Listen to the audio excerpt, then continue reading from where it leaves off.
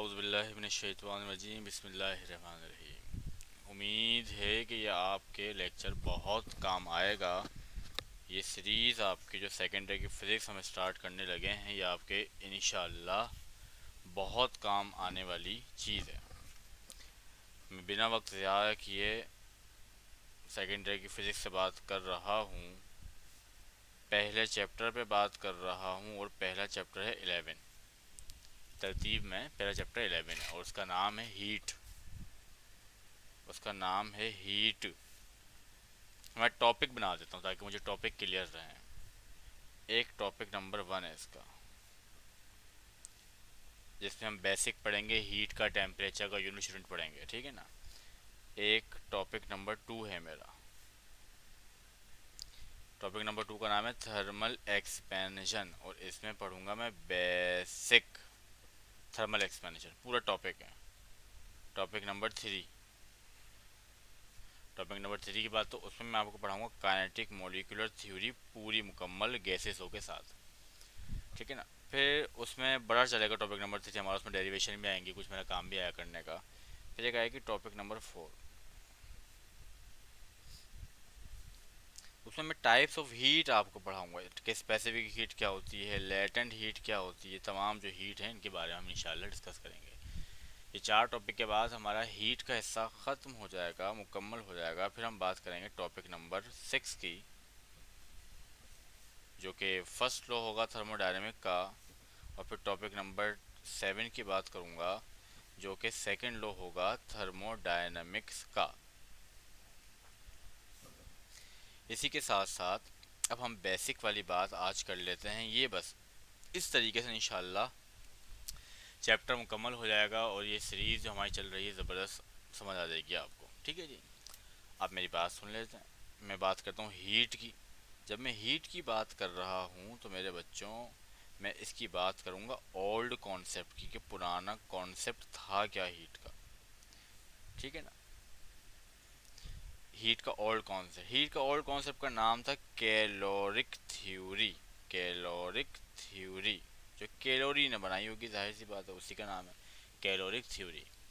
इन्होंने कहा था कि हीट जो है, ये सारा काम फिर जो आप याद करेंगे वो आपको मिल जाएगा ग्रुप में, ठीक है ना। मैं आपको सेंड कर दूंगा। मैं यहाँ पे कुछ भी प्रॉपर नहीं लिखाऊंगा, सब समझाने के लिए बात करते रहेंगे डायरेक्ट डायरेक्ट। और जो नोट्स टाइप चीज़ें वो आपको ग्रुप में इंशाल्लाह मिल जाएंगी। जितने ही मेरे बच्चे बाद में सुनेंगे, ग्रुप का याद कर लो बेटा। ये मेरा नंबर है 9288 15158। ग्रुप पे आप ऐड हो सकते हैं, पूरे साल के लिए ऐड हो सकते हैं, वहाँ सारी चीज़ें आपको इंशाल्लाह ही मिल जाएंगी। तो उन्होंने कहा था हीट जो है ना, एक फ्लूइड होता है, ठीक है ना। जो कि अब उनकी मिसाल क्या दी भाई, एक कप चाय गर्म है, एक कप चाय गर्म है, जब चाय ठंडी हो जाएगी जो हीट उसमें से निकल जाएगी, क्या हीट निकलने के बाद उस चाय का वज़न कम होगा? नहीं, यानी हीट वेटलेस होती है। क्या चाय का जायका चेंज हो जाएगा, मिठास चेंज हो जाएगी? नहीं, यानी कि हीट टेस्टलेस भी होती है। क्या उस चाय की खुशबू मुख्तलिफ हो जाएगी? नहीं, यानी कि ऑर्डरलेस भी होती है, ठीक है ना। इसी तरीके से हीट मास लेस भी होती है, कलर लेस होती है। तो उन्होंने कहा हीट एक फ्लूइड है जो कि कलर लेस है, वेट लेस है,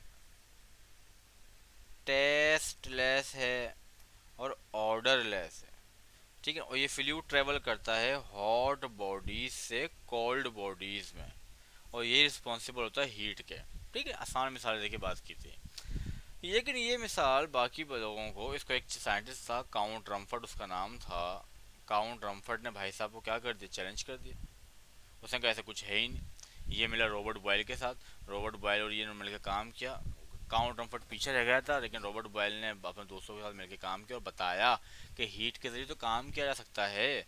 तो अब वहाँ से पैदा हो गया मॉडर्न कॉन्सेप्ट, वहाँ से पैदा हो गया भाई मॉडर्न कॉन्सेप्ट, ठीक है ना। मॉडर्न कॉन्सेप्ट में पता चला कि भाई हीट के जरिए तो वर्क हो सकता है, और जिस चीज़ के ज़रिए वर्क होगा वो तो फिर एनर्जी गिराएगी। तो मॉडर्न कॉन्सेप्ट रहता है कि heat is a kind of energy, क्योंकि भाई इससे तो काम हो सकता है। और जब एनर्जी होगी तो उसकी एसआई यूनिट क्या हो जाएगी, मैं आसान बात करूंगा आपसे, मुश्किल बात नहीं करूंगा इंशाल्लाह, जूल हो जाएगी।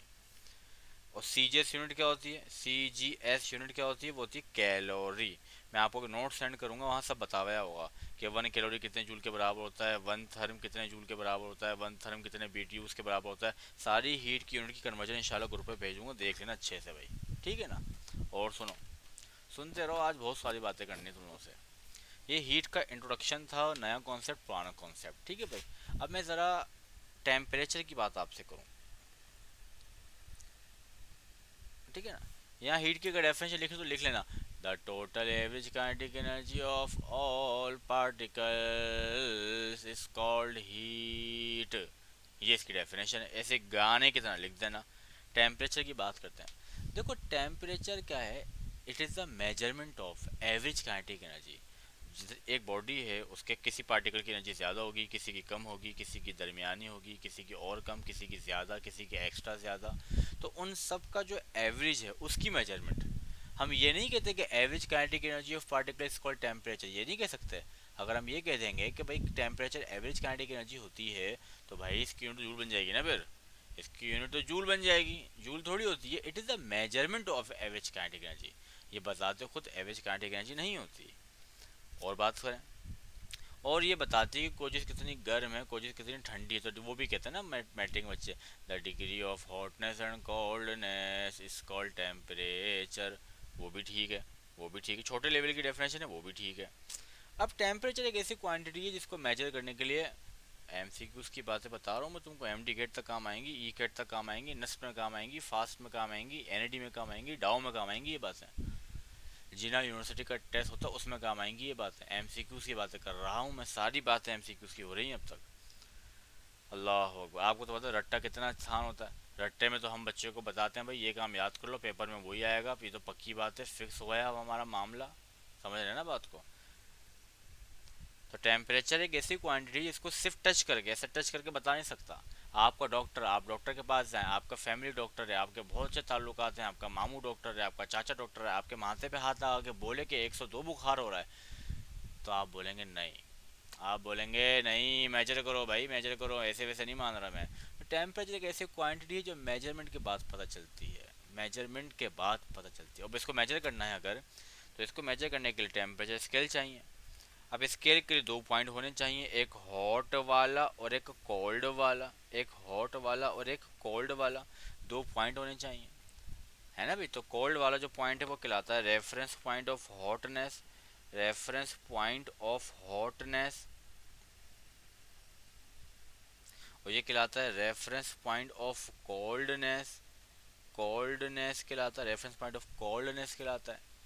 ठीक है भाई, लोगों ने पकड़ लिया, लोगों ने चार्ट बना दिया, लोगों ने फॉर्मूला बना दिया। अब सुनो असल काम तुम मेरा, कितने स्केल बने में, सीरियल नंबर लिखवाता हूँ चलो मैं तुम्हें। 1 2 3, 3 स्केल हैं भाई। और जूम कर लेते हैं, और जूम कर लेते हैं, जूम करा करा के दिखाते हैं आपको, और जूम कर लेते हैं भाई, बिल्कुल सीधा सीधा कर लेते हैं ताकि मेरे बच्चों को दिख जाए। स्केल का नाम बताओ भाई मुझे। केल्विन स्केल है, फ़ारेनहाइट स्केल है ना भाई। और यहाँ सेल्सियस, जगह का मैं इसे कम लिख रहा हूँ, ठीक है ना, सेल्सियस स्केल है। अच्छा, reference point of coldness, reference point of hotness, hotness division, single division, सुनते रहना भाई, 4.5 समझ आएगा। सेल्सियस ने अपना पॉइंट वहीं से शुरू किया जहां वाकई में बर्फ पिघलती। अच्छा, ये पॉइंट लेने क्या थे, रेफरेंस पॉइंट ऑफ हॉटनेस दिया क्या, रेफरेंस पॉइंट ऑफ कोल्डनेस दिया क्या। सबसे कॉमन चीज़ होती है पानी, H2O। तो जो मेल्टिंग स्टेट है आइस की, उसको माना ये वाला पॉइंट। और जो बॉइलिंग स्टेट है पानी की, वाटर की, H2O की, उसको ये मान लिया भाई, ठीक है ना। तो आप सबको पूछे ना कि रेफरेंस पॉइंट ऑफ हॉटनेस होता क्या है, तो आप बोले boiling state of water. Reference point of coldness होता क्या है, melting state of ice. Melting भी कहेंगे और उसको फ्रीजिंग भी कहेंगे, एक ही बात है, टेम्परेचर क्योंकि सेम होता है। अब सेल्सियस ने स्टार्ट ही वहाँ से किया ना, इससे कहा मेरे जीरो यहीं से, मेरा जीरो यहीं पे। अब मैंने स्केल को आगे बढ़ाया, बर्फ़ पिघली पिघली पिघली पिघली, उसके बाद एवापोरेट, उसके बाद बॉइलिंग के बाद तो ये आ गया 100 पे। तो इसके स्केल में डिवीजन कितनी हो गई, 100 हो गई, मान ली बात। केल्विन चला बहुत पीछे से। केल्विन ने अपना जीरो कब बोला, जब एब्सोल्यूट जीरो होता है। तो जब पानी, जब ये आइस मेल्ट हो रही थी तो ये उस वक्त 273 पहुंच चुका था भाई। फिर इसने बढ़ाया बढ़ाया बढ़ाया, इसके साथ साथ बढ़ाता रहा, और ये पहुंच गया 373 पे। इसके स्केल में भी 100 डिवीजन है। फ़ारेनहाइट ने अपना जीरो थोड़ा और पीछे से शुरू किया, बहुत पीछे से नहीं, जब पानी, यानी जब माइनस में जाओगे थोड़ा सा, -2 -3 -4, उसने उस तरफ से अपना जीरो शुरू किया था।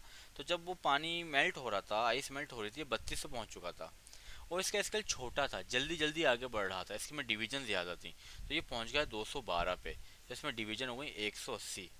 इसमें से जब तुम माइनस करोगे तो 180 आंसर आएगा, ठीक है। तो भाई अब सवाल पूछो, सवाल सुनो।